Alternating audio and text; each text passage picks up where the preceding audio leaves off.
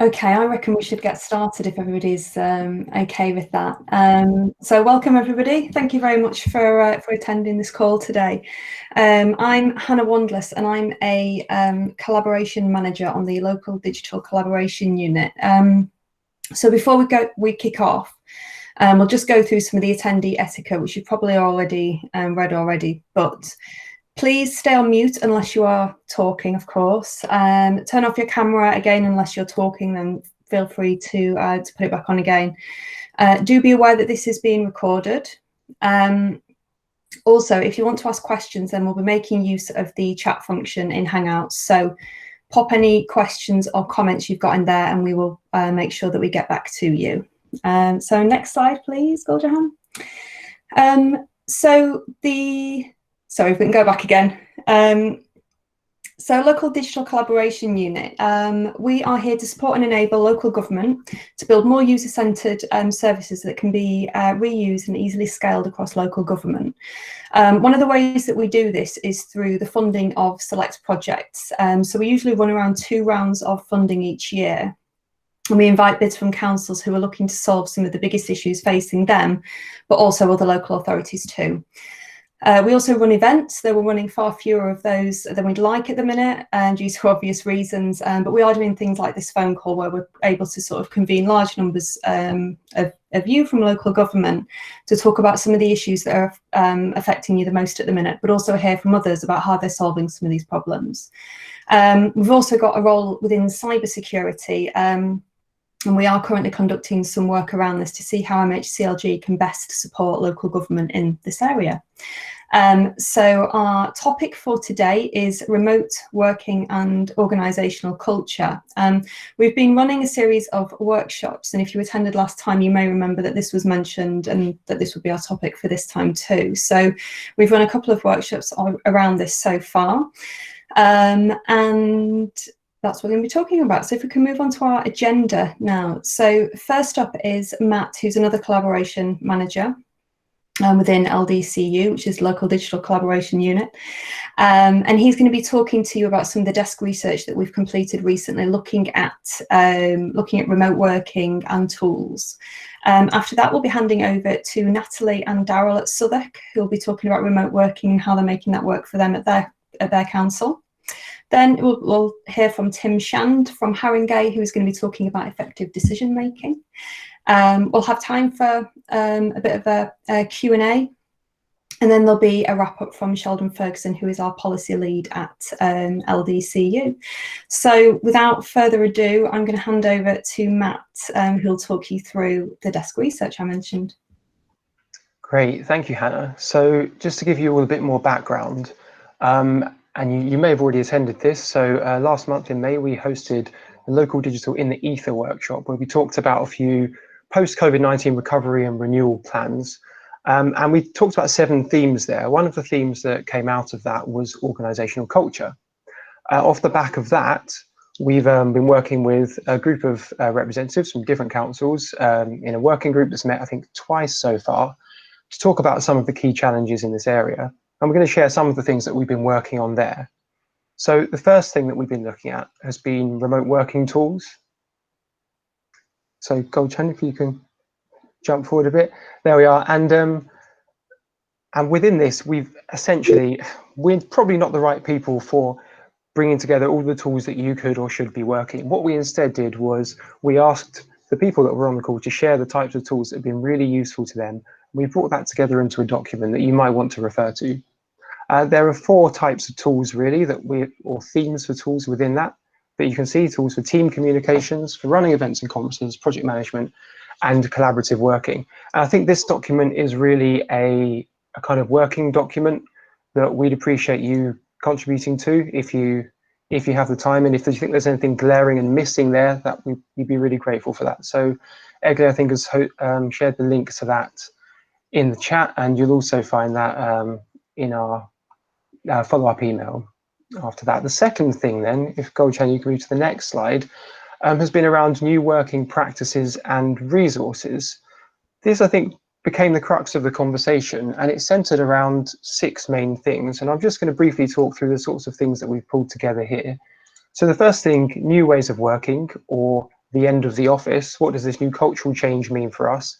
So we put together some resources there that can help you to think about remote meetings, running retrospectives, working remotely as a team, doing design remotely, those kind of things. So there's guidance there from all sorts of places, whether it's the GDS or central government service design community, the Chartered Institute for Professional Development, and there's some stuff in there, I think, from LGA as well. Management and leadership was another topic that came up, where people, I suppose, felt that they were really seeing what they called offline practices being taken over into this new digital way of working. So a lot of challenges that people are experiencing around presenteeism and some inefficiencies in communication. So we've got some great tips here from resources from the LGA, again, CIPD, Chartered Management Institute. One I personally found really interesting from the Harvard Business Review on how to manage an employee who's struggling to perform remotely. The third then area that was discussed was around how we actually talk about people's performance and what we're supposed to be doing. Because when we're working in physical proximity to each other, it's easy to talk about task and finish and see the immediate results of things and expect them to be accomplished within a certain amount of time.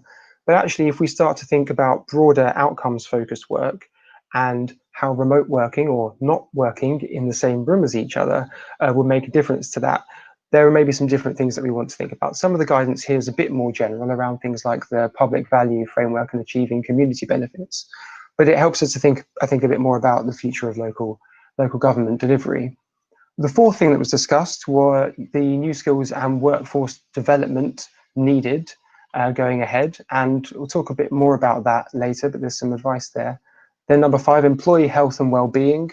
Particularly, we've put together some resources for managers, for example, to support their colleagues with mental health, and also some of the things you might want to consider when reopening the workplace once the lockdown has kind of truly ended and people are going back to the office. Then the final point is a bit more nebulous, which is future visions of local government. And here there's resources from the likes of the New Local Government Network, Nesta, something from McKinsey about what the future of our organisations will look like after COVID-19. So if we can just go to the next slide, thank you. In terms of our next steps, well, we really welcome your feedback on these documents. I think the first one around tools would be much more of a working document if people are interested in that. The second one is something that we might look to publish via a blog or put on our website directly. We're going to think about that and appreciate any comments there. We'll continue to have discussions around organisational culture as long as there's interest and people are keen to come together and have those chats. And then lastly, we're thinking ourselves about what we can specifically do to support new skills and workforce development, that fourth theme I mentioned. In particular, what kind of training or support offers would be really useful over the next couple of months. So you will see in the chat, my colleague Egle has put in a link to a quick poll, which will look at the results of if there are some good responses at the end of the call, because we're really keen to get a sense of what we should be focusing on within that training and support offer. Okay, thank you. And I'll pass you back to Hannah now. Thanks very much, Matt. And like Matt said, please do take some time to have a look at those documents and feedback to us. And also, please complete the survey. We'd really appreciate that. So we're going to move on now to Natalie and Darryl, who are hopefully here and ready for their presentation. Hi. Hello. Hiya, thank you. Hi, yeah, so I'm Natalie. I'm a Business Transformation Project Manager at Southwark Council. And I'm Darryl. I'm the Technology Transformation Manager. So I guess we'll just go straight into it. So if we can have the next slide. Oh yeah, and the next slide. So yeah, today we're just going to talk a bit about what we've been doing really with the kind of journey our workforce have been on since remote working, since COVID-19 hit, and kind of how we've broken that up. So what we did immediately when lockdown was announced, and kind of how that journey's progressed since it's become a bit more normal, I guess, as we're working from home a lot. I think it's worth noting that, you know, as I'm sure is the same for a lot of other local authority colleagues here, when we talk about remote working for Southwark, it's not the whole workforce, because obviously there's certain services that cannot be delivered unless people are, you know, physically on a street to collect a bin, or there to deliver food for as part of the community hub that was set up to support COVID. So I just think it's worth framing our discussion to, you know, that when we're talking about remote working, we're talking about a large majority of our workforce, but not everyone. Yeah, so we'll move on. Next slide, please. Yeah, so I guess to kind of think about what's changed, it's probably helpful if we talk about where we were pre-COVID, which seems like a long time ago now. So we were in the midst of our smart working program, and the kind of vision of the program is on the slide you'll see now. And I'll just hand over to Darryl to talk about. Yeah, so Southwark, in terms of our technology offering, we are quite behind, I would say, or we were anyway, pre-COVID. So we'd done a range of piloting on kind of Windows 10 and Microsoft Teams with new telephony and things like that. And we very quickly had to move into the crisis management, and that we're going to come on to that in a minute. So before, we'd only done a few pilots. We had a longer term vision for the next 18 months. As part of our smart working program. So that was in terms of technology. Natalie will come on to culture in a second, but in terms of workplace as well, we work very much in a traditional office, so lots of workstations. So part of the program as well was to relook at how we can change the workstations, and that will become more clear why we're talking about that as well in a little while. Natalie? Yeah, so I guess as part of the workplace changes that smart working was all about, part of it was reducing our staff to desk ratios, which obviously meant that remote working would need to increase anyway, because there would be, each team would potentially have less desks in their kind of team villages.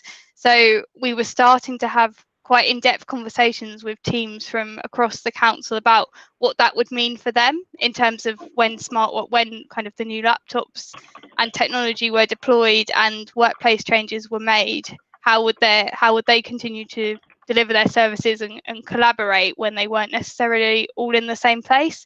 So there was a lot of management engagement happening from senior managers to kind of team level managers. We'd created a charter template to help people document some of that and get them thinking about what it would mean. But remote working, I would say, was pretty inconsistent. So there were teams like myself and Darryl where remote working was very much the norm, two days a week generally, whereas others, it was very much still seen as something like a benefit, I suppose, that needed to be earned. So very inconsistent across the council, really. And in terms of our sort of digital skills of our workforce, I think we were very much aware that they were very varied, but it was very hard to say kind of what that skill level was. And I think we knew what the base skill level was we needed to get to when new technology was deployed, but it was kind of, we spent a lot of time thinking about how we designed the learning options for smart working to make sure it met all different needs. So yeah, next slide. Darryl, yeah. Yep, and then COVID came along, so it was the middle of March, I'm sure we can all remember, and it was becoming more and more obvious, I guess, with the news and things like that, that we were about to go into a period of uncertainty.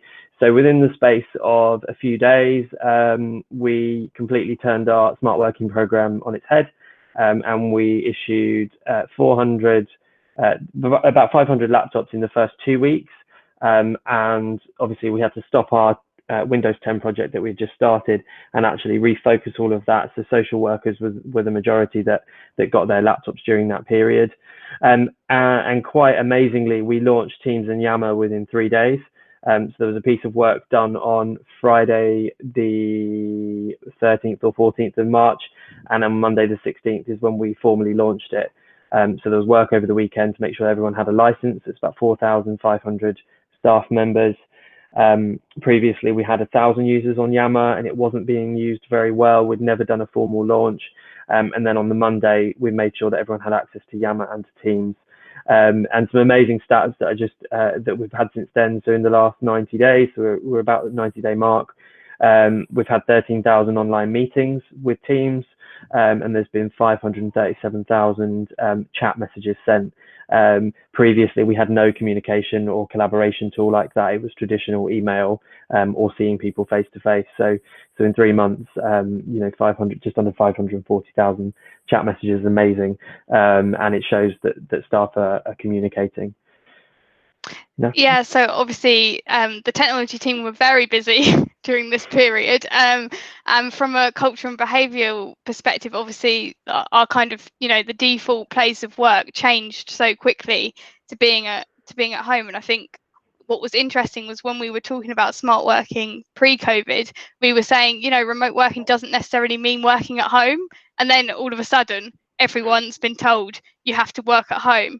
So from a practical perspective, my team were kind of involved in sharing remote working sort of tips and support. So that was support to help with the new technology. So in terms of how to hold inclusive meetings online, how best to run an online meeting, but also from the kind of making sure you're meeting with your team regularly, taking regular breaks, not getting stuck to the desk, which I think we all are guilty with, but also really practical advice in that crisis moment about, so suddenly you're working at home, you might be used to working from home once a week, but working from home once a week versus 5 days a week is a bit different. So from a kind of health and safety perspective, like ridiculously practical tips like, okay, you don't have a laptop riser, but have you got some big books that you can use to like lift your laptop up, because obviously as we know, kind of when that crisis really hit, you couldn't really order stuff online and expect it to be delivered quickly. So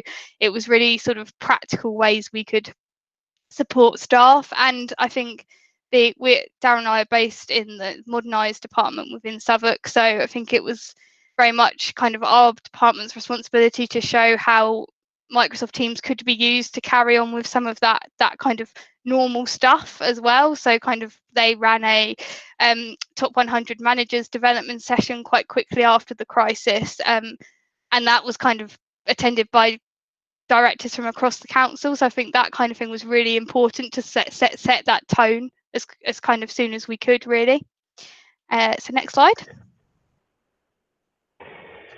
And so now, as we're coming out of this, we're starting to think about how we can do things very differently. So there's lots of work going on. It's pretty much all the work that we're doing at the moment is about how we embrace the new normal, as people call it.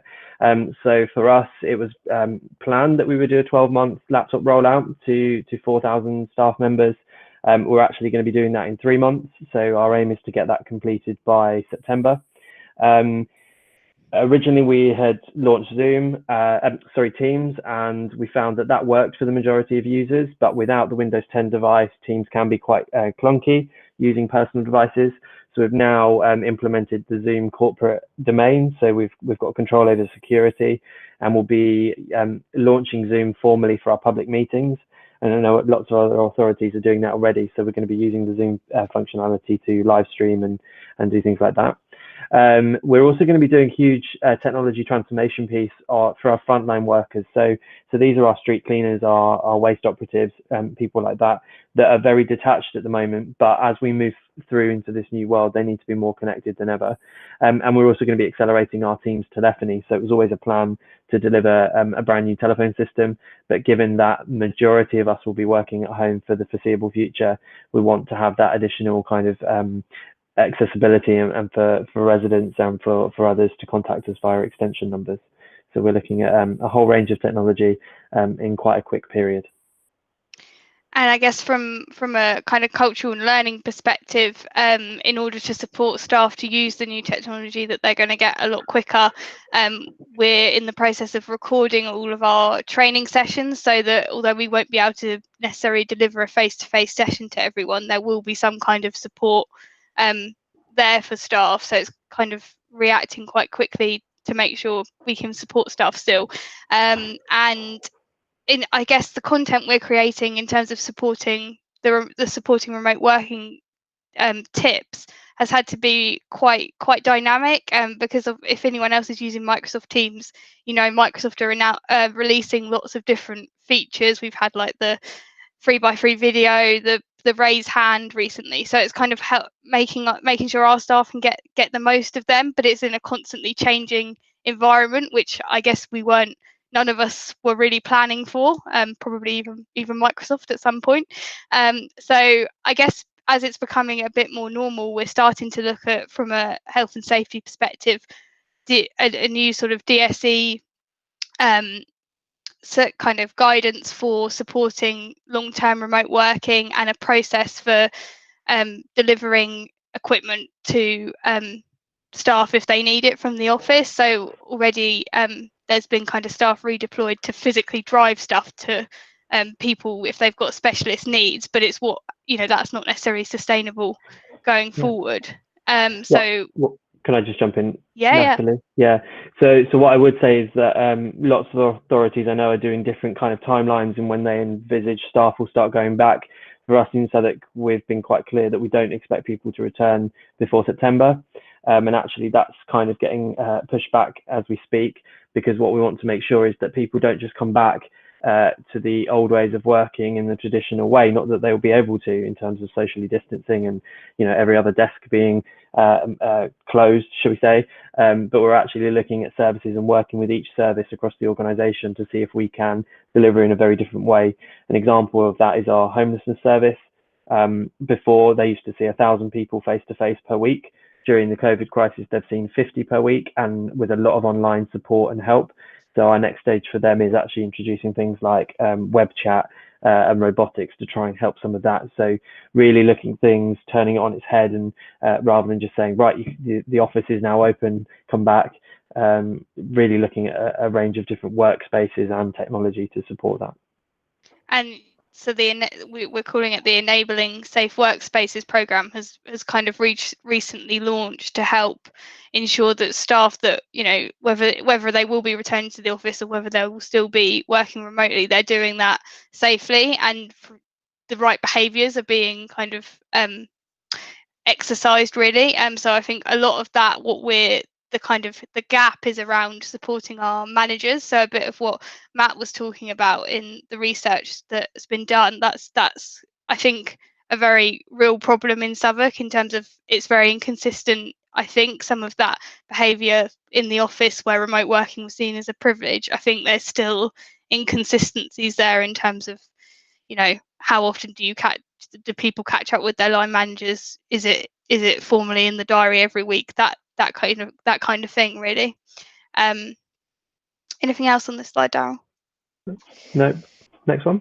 Yeah, next one. So these are just some of the examples really to show a kind of taste of how we've been supporting our staff from a sort of organisational development perspective. As I said, we were when the crisis first hit, we were sharing supporting remote working tips on our staff intranet and Yammer daily, and then we kind of moved to updating it a bit less frequently to give people chance to take in some of those messages. But there was a real need to respond quickly, and I think really flexibly at that point. And work, I think my experience would be that I've worked with areas around the council in terms of staff wellbeing and public health that wouldn't necessarily normally sit with culture and behaviour, because that's just not how it works at Southwark. But it's been great to work from a holistic approach to bring all of that together, so that our support for staff is kind of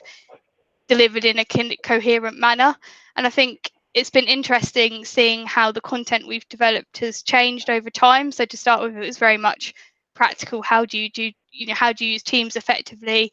And then we kind of reflected on some of what we've experienced personally. So stuff like trying to take regular breaks, or how do you avoid having a diary full of calls every day? So it was sort of stuff like that, where we've kind of changed the tone of the support we're offering in response to how we're feeling as well as kind of as Darryl's just put, happy to share more information about this. We've been using Canva to create quite a lot of these. It's been quite a good tool. and also more traditional learning, I suppose, in terms of we launched an e-learning about remote working for managers and one for staff really quickly, and there's been various webinars delivered by Mind Apples to help as well. So next slide. Thank you. So I forgot to mention this. In the midst of all that crisis, back in May, we launched a wellbeing survey at Southwark to kind of get a temperature check, really, of how our staff were feeling in response to everything that's been happening. So the infographic on the screen just shows some of the high level results. I'm not going to worry about going through them in loads of detail, but this was kind of a massive bit of teamwork. It was turned around in about a week, whereas I think normally our organisational staff survey takes months in the planning. And we had about just over 50% of our workforce responded, which I think was testament to the fact that people wanted to talk about how they were feeling, really. And we based the questions on a wellbeing survey that had just been done by Islington and Tower Hamlets, I believe. So I can, if anyone's interested, I can put you in touch with my colleagues that were actually in charge of managing the survey. But I think in terms of what happens next, the survey results are currently being analysed in granular detail, and it will really help us understand where we need to go next, especially in terms of our organisational development and cultural support for staff, in terms of what extra support do they need, and what do they need as we move into like the next few months, really. So I don't want to spend ages on this, but I think it's helpful. Next slide. I've just noticed we've got 2 minutes, so we'll keep this quick. So one of the statutory obligations that we had was our remote cabinet meetings. So we initially used Microsoft Teams for this, and there was a lot of learning in terms of a lot of hand-holding for our constitutional team, making sure that they had the right technical support, but also the training around that as well. Natalie, I don't know if you want to add anything. Yeah, so I guess there was a lot of nervousness from constitutional services in terms of how it would work doing it remotely. So I worked with them quite closely about how we replicate a face-to-face meeting in an online environment. So I sort of said to them, what happens if a member of the public starts shouting out? Will they get removed from the meeting if it's a face-to-face? And I said, well, it's the same online. And it was kind of about how to use the Microsoft Teams functions to replicate that. So stuff like voting, how the councillors would chair the meetings. And I think it was a great experience because it broke down some of that normal hierarchy where I was speaking to kind of councillors on a day-to-day basis. And I think Teams is great for that, right? Because they can just reach out to you, whereas normally it can be quite hierarchical. So yeah, but a lot of work. So we have thanks. We have a couple of questions. One from Shelley Heckman. What percentage of work do you envisage going back into the office post-September? Yeah, so we're looking at the moment between 20 and 30%, because if we start to think about things like toilets and welfare facilities, kitchens, tight staircases, lifts, in terms of all of that, in terms of social distancing and hygiene and cleaning, it starts to become really difficult. So you take out every other desk, and then you take out loads of meeting rooms because they're too small to have people in. Initially, it's going to be about 20 to 30% is what we're thinking. But we are going to be really pushing if you can stay at home and work at home and you are comfortable to do that, then you should continue to. Okay. There's one more question. This is for the benefit of Jason Geldard-Phillips. Would be great to see how you engage with staff around the use of MS Teams and the sort of guidance provided. I know you answered that question, but Jason dropped out of the call just for a couple of minutes at that time when you just got to that point. Fine, yeah, we can share that. We can share lots of guidance and infographics, whether that's through this group or however you want us to do that. That's not a problem. Yeah. And do we have a plan for who those will be? We are working on the plan at the moment. We're asking services to tell us when they want to return and how they want to return, and then we'll be looking at what they do. Are they front facing, things like that, and work out who comes back. There are lots of teams that could continue to stay at home for longer term, and it's just about working with those individuals and the teams as well. And I mean, the fact that we're planning to roll out laptops and deliver them to people's homes, I think shows that there's a real commitment that no one's, unless they have to, no one's going anywhere for the time being.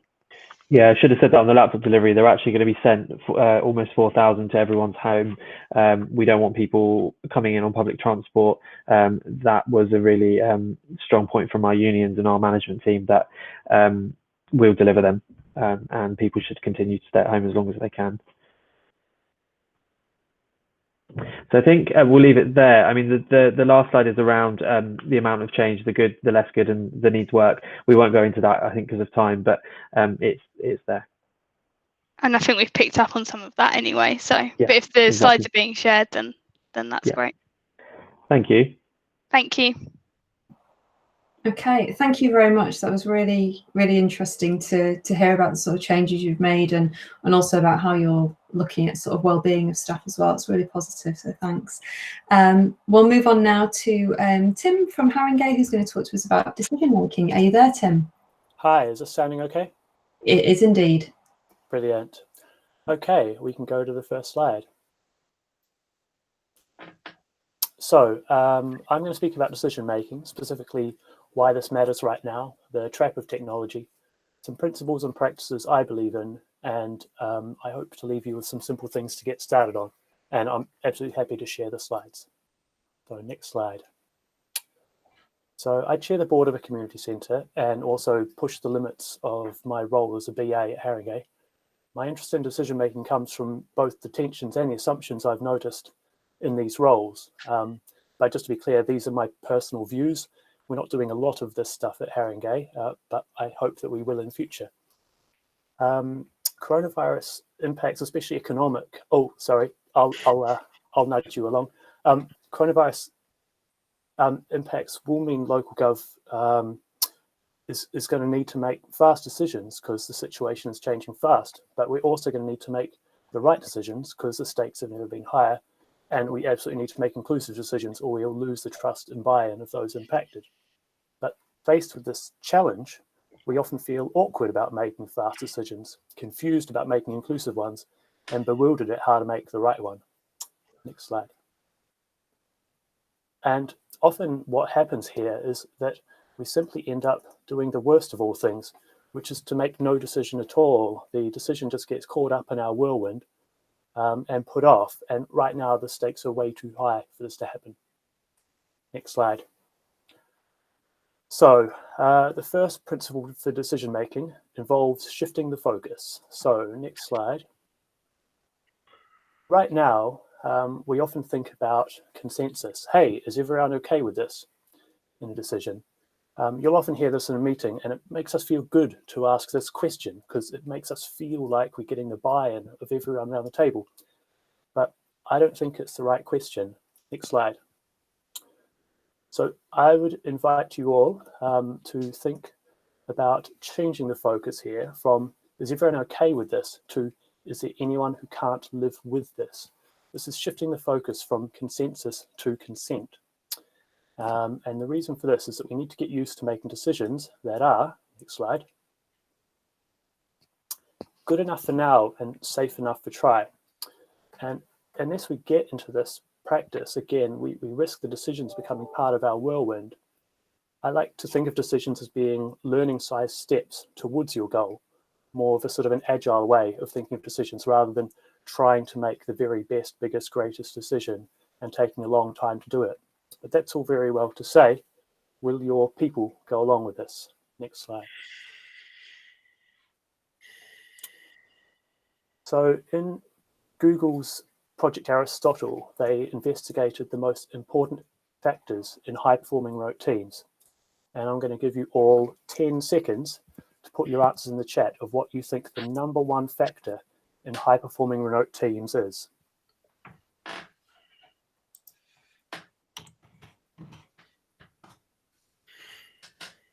Trust, nice. More trust, very nice. Motivation, good too. Okay, so next slide. They actually found that psychological safety, where team members feel safe to take risks and be vulnerable in front of another, was, next slide, by far and away the most important of the 5 dynamics we found. In fact, they said it's the underpinning of the other 4. Let's sit with that for a second.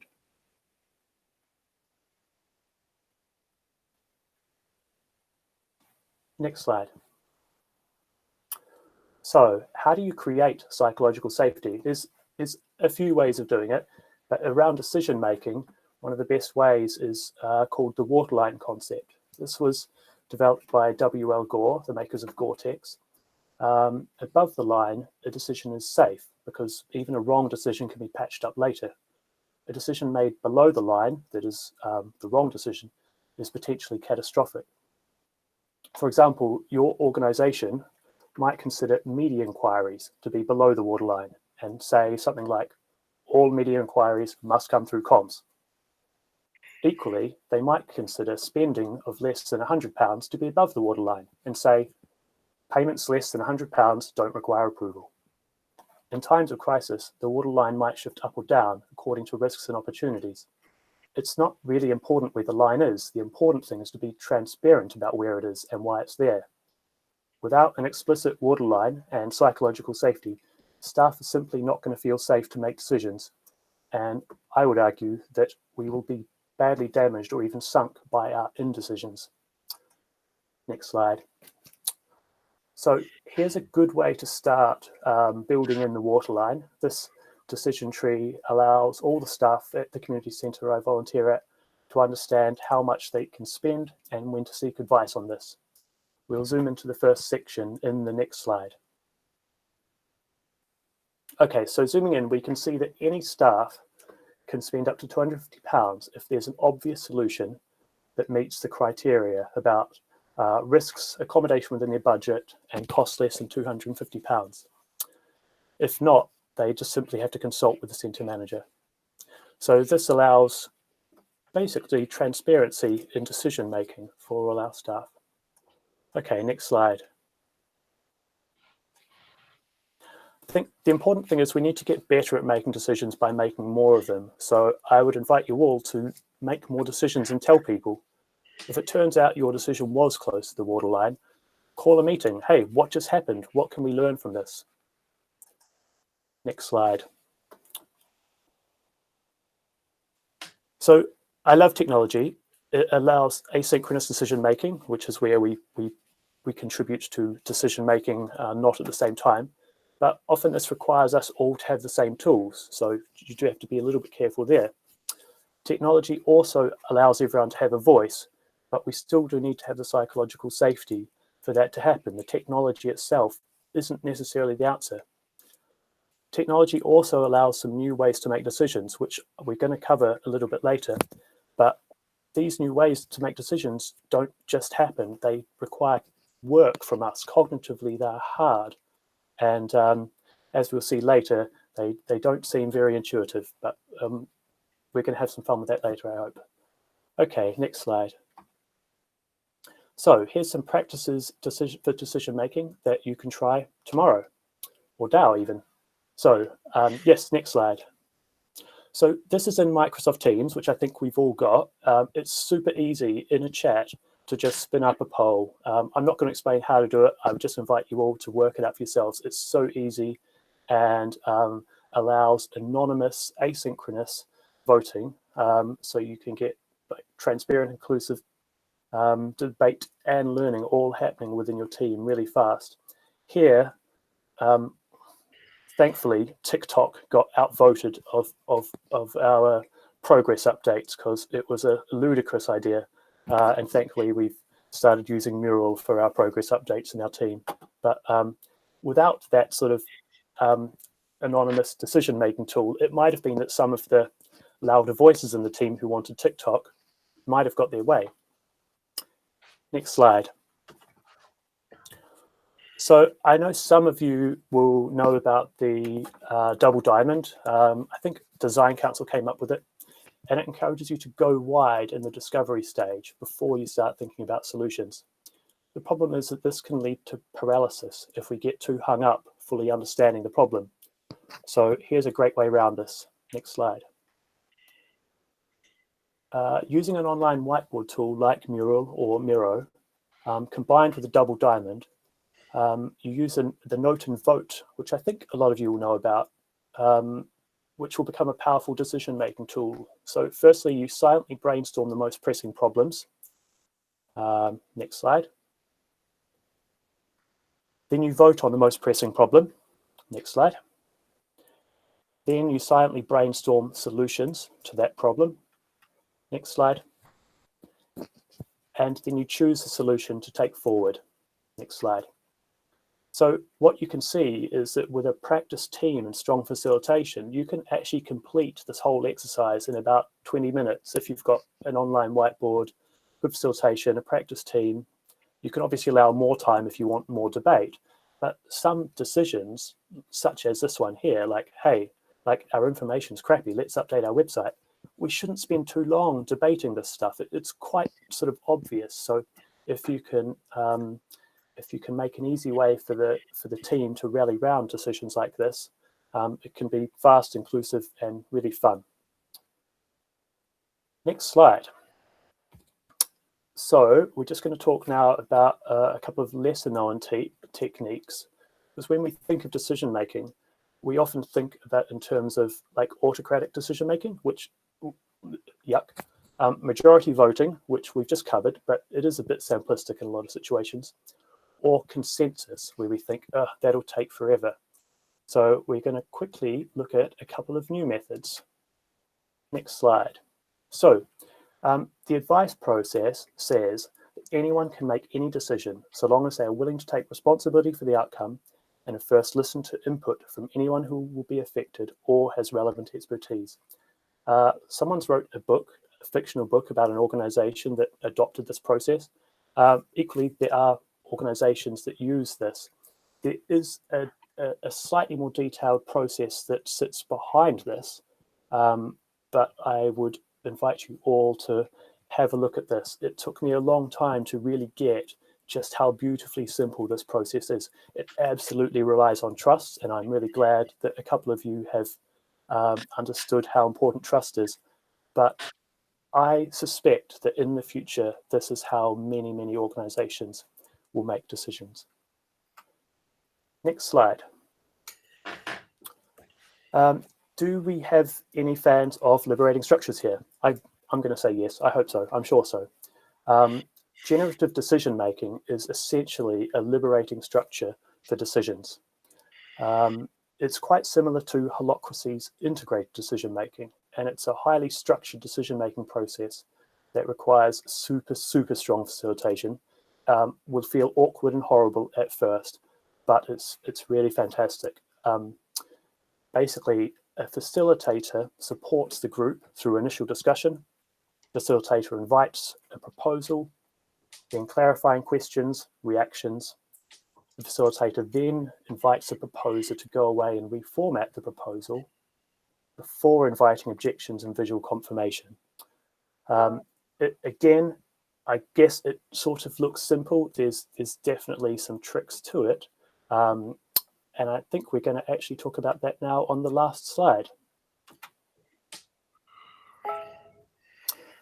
So I love the books along the top. I know some of you will as well. And there's these two blog posts here, one on the advice process and one on generative decision making.